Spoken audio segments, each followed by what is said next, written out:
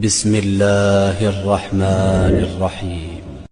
يوم تأتي كل نفس تجادل عن نفسها وتوفى كل نفس ما عملت وهم لا يظلمون.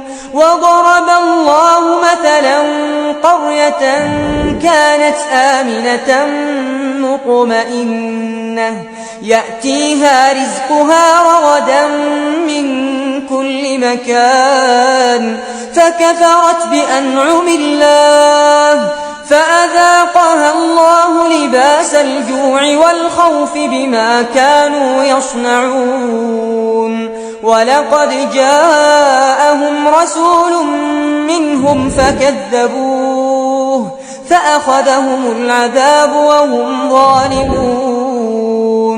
فكلوا مما رزقكم الله حلالا طيبا واشكروا نعمة الله إن كنتم إياه تعبدون. إنما حرم عليكم الميتة والدم ولحم الخنزير وما أهل لغير الله به فمن اضطر غير باغ ولا عاد فإن الله غفور رحيم.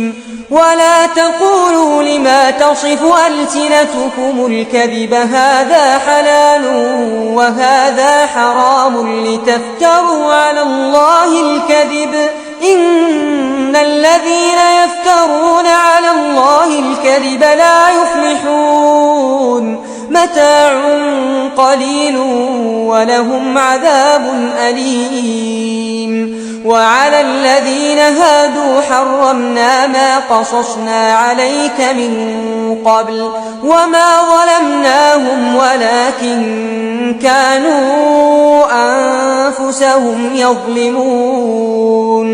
ثم إن ربك للذين عملوا السوء بجهالة ثم تابوا من بعد ذلك وأصلحوا إن ربك من بعدها لغفور رحيم.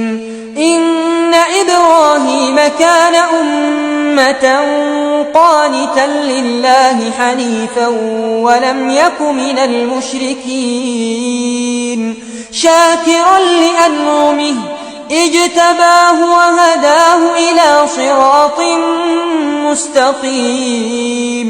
وآتيناه في الدنيا حسنة وإنه في الآخرة